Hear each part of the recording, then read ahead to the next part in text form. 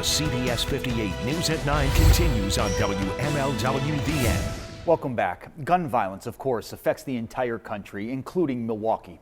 Oftentimes, the victims are kids. Milwaukee doctors say firearms continued to be the leading cause of death for children and young adults here in Milwaukee, and that problem is only getting worse. The CBS 58's Yukare Nakayama spoke with a doctor and a survivor to learn more about the damage of a gunshot wound and how that affects a child. So far this year in 2023, 49 children and teens between the ages of 2 to 19 have become victims of gun violence. 8 children between those ages have died because of a gun. A survivor who was shot over 5 times when he was 16 says his wounds are a daily struggle. I was scared. At just 16. We was kids just outside in the front, and 2 random guys came out and they tried to rob us.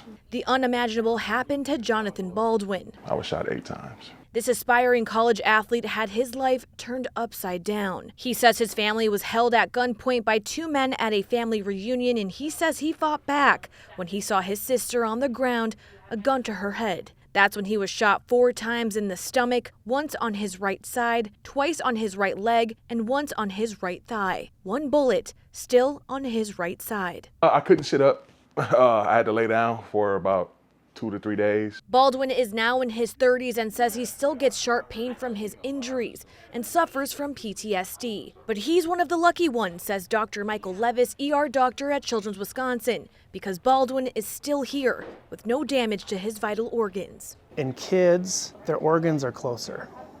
There's a higher likelihood of the bullet actually doing damage to something vital. Dr. Levis says gun violence involving young victims is getting worse, saying they've helped an alarming number of victims so far this year. To date, just through March, we are nearly at 40 with 3 deaths.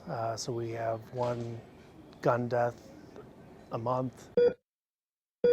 In 2022, they counted 130 youth treated for gun wounds. 12 died. We're also seeing the severity increasing.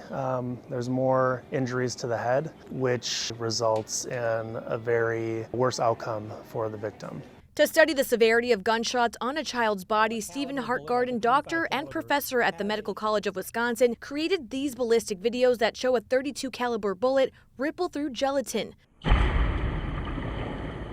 replicating the body of a 7 to 15-year-old. And our purpose in doing so helps us to understand how these bullets adversely affect tissue.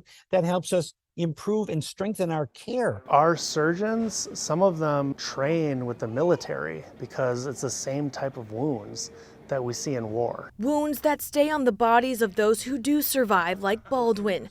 For him, it's a reminder of how far Milwaukee has to go to halt those deadly trends. We have to realize what Milwaukee has to realize, that it starts with us.